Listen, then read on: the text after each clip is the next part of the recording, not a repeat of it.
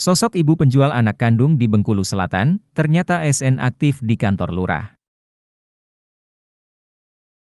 Sosok T, 42, tersangka kasus tindak pidana perdagangan orang, TPPO, di Kabupaten Bengkulu Selatan Provinsi Bengkulu.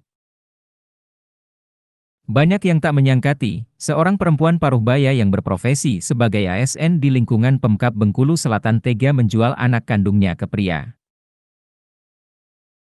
T sendiri masih tercatat sebagai ASN aktif yang berdinas di kantor lurah. Hal ini dibenarkan lurah yang menjadi atasan T, F. Mintarja, Esos. Iya benar, dia, T, memang ASN di kantor kami. Dia adalah staf kelurahan. Tentu kami sangat tidak menyangka dan terkejut atas diamankannya T oleh pihak Polres, kata Lurah F. Mintarja. Dikatakan lurah, T dalam keseharian dikenal aktif dalam menuntaskan pekerjaan yang menjadi suatu kewajibannya. Tetapi, T, 42, memang dalam satu minggu hanya 3 hari masuk kantor. Kalau tugas semua selesai, orangnya membaur. Tidak ada tugas atau kerja yang tidak selesai setiap diberikan. Tetapi, memang dia dalam satu pekan hanya masuk 3 kali, ungkap F. Mintarja. Selaku atasan, F. Mintarja sudah kerap menegur T yang jarang hadir penuh selama 1 minggu. Baik teguran lewat lisan maupun tertulis atas kinerja stafnya itu. Dia tidak mempedulikan absensi. Intinya dia setiap bulan menerima gaji pokok, walau tidak menerima tunjangan tidak apa-apa. Bahkan, sampai saya maupun sesama ASN di sini juga, selaku rekan kerja terus memberikan masukan yang baik terhadapnya, bebernya. Atas kejadian ini, F. Mintarja menyerahkan penuh proses hukum T kepada aparat penegak hukum, APH. Mengingat urusan yang sedang menimpa bawahannya adalah di luar dari jam kerja yang ada. Semua kami serahkan kepada APH. Karena, ini bukan lagi wewenang kita.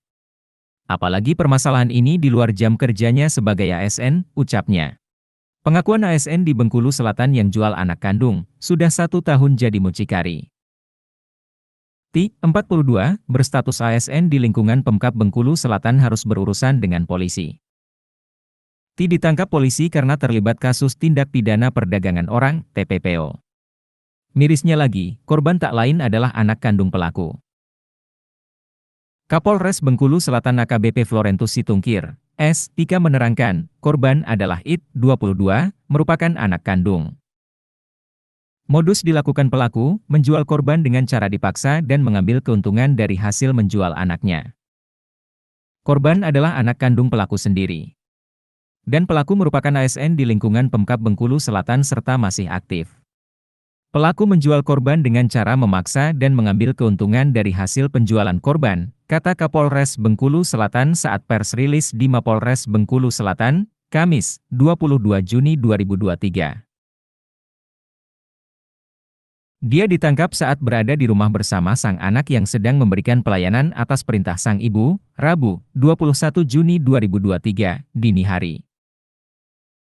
Baik korban maupun pembeli saat ini masih dilakukan pemeriksaan sebagai saksi.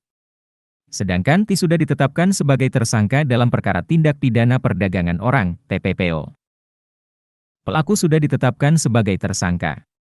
Kalau korban dan pria hidung belang saat ini masih sebagai saksi, ungkap Kapolres.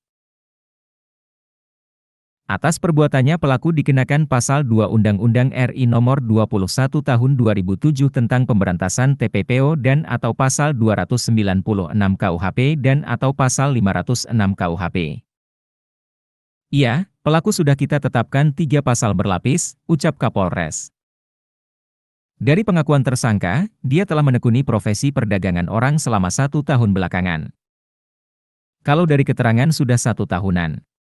Namun, perkara ini tetap kita dalami dan dilakukan pengembangan, jelas Kapolres. Dari tangan pelaku sejumlah barang bukti diamankan berupa uang tunai Rp250.000, 1 lembar handuk, 1 lembar satung, 1 lembar celana dan 1 unit handphone.